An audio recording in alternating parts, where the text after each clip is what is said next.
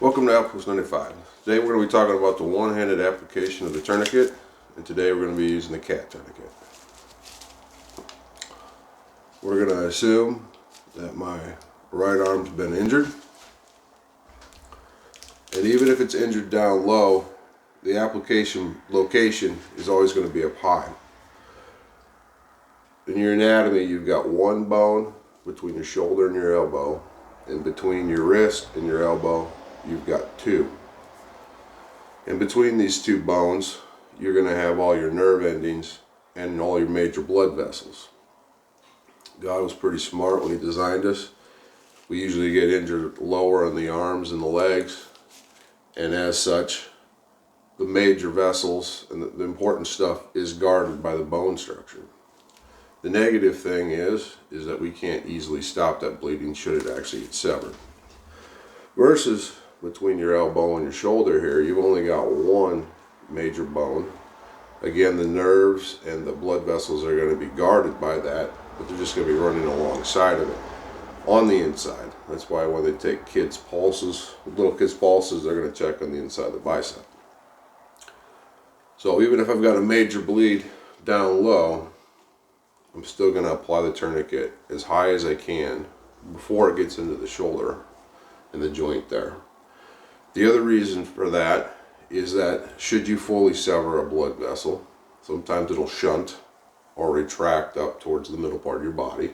So you want to get it as high up, the last chance that you have, before it could retract back in. And then the third reason is you've got somebody trained in the TCCC, Tactical Combat Casualty Care Protocol. They're going to be looking high for a tourniquet placement, not as opposed to low. They should be doing a full scan of everything, but the first places that they're going to be looking for are the junctions for those tourniquets. Let's say you've got your tourniquet out. There's two different ways of staging it. We'll go over here in the future. I staged in the older style. I'll grab hold of the windlass or the tourney stick if you ate a lot of crayons while you're in the service like me. I'm going to shake it. That'll open it up. Remember, if this arm's injured, I can't really use it. There's a red tab on it. I want that red tab towards the middle of my body, and the windlass, the tourney stick, towards the outside. We'll show why in a second. I'm going to put it on and bring it as high up my shoulder as I can.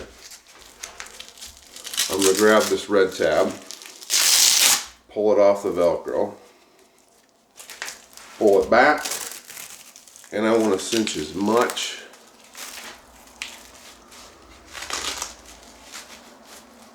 as I can. Now, if you've got pockets on your sleeves, you're going to want to try to avoid those. We'll go over the legs, but same principle if you're doing it in the legs. You're going to turn this till the blood stops flowing.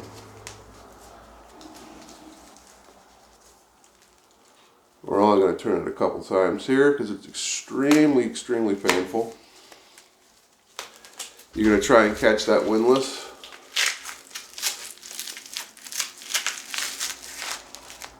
You're going to put the rest of that Velcro through, and you're going to do the strap across. You want blood to stop flowing. You're going to check the pulse on the wrist, or if they're actually bleeding, you should see the blood at least slow. We've done a couple drills where we put an IV catheter in my arm and then see if they can stop it with a tourniquet, and it usually takes two. If you're going to do a second application of a tourniquet, you're going to want to cut off this other layer, and you're going to want to go above or right below.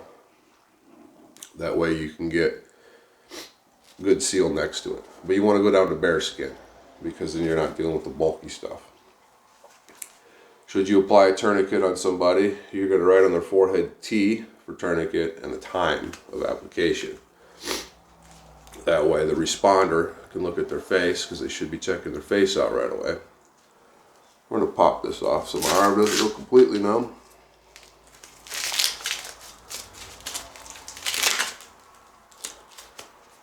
Now in the field, you put this on somebody, their arm is going to go numb. If they're slightly altered mentally, they're going to be pretty upset about this, and you may have to secure their hands. This is an actual combat situation.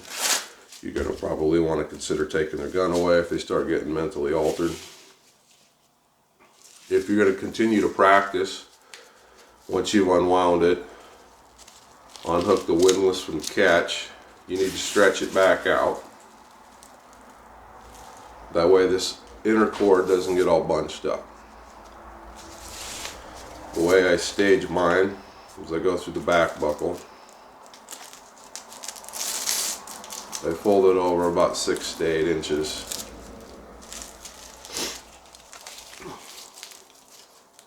And then I do fold the Velcro back on itself.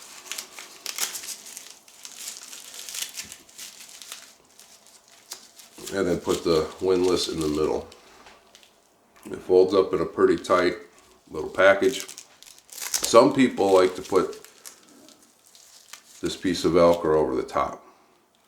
Now when they need to go use it, they're not able to, because this piece of Velcro is in the way and they can't get the windlass out. It's one more step in the way. Their complaint is always that the Velcro will catch on everything. Well, if that is your biggest concern in life, is that the Velcro will catch and make your uniform a little messy, then put it over there and cut the hole back out, knowing that you're not going to be able to actually secure it properly. Or get a different tourniquet holder that isn't causing this issue for you. There's another way of staging your tourniquet that involves pulling it through further,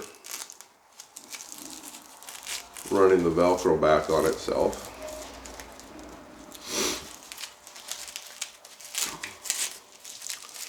and now you're folding it in and in. So now when you grab it, it should open up all the way without any Velcro, and you don't have to shake it out like I do. You do have the same hole there. It is easier to grab. I think the hole's a little smaller, and then you've got an extra step when you have to take it all the way off if you're doing a two-handed application on their leg. We'll be going over that at some point here. The reason I don't stage mine this way is because I trained on the other way. And once I get a couple hundred or 1,000 repetitions on this method, I'll switch back over. This does seem to be a little simpler because, again, it's creating that loop naturally that you can shoot your arm through, or coming up from the bottom, because again your arm isn't going to be there. Be able to be lifted if it's got a hole in it.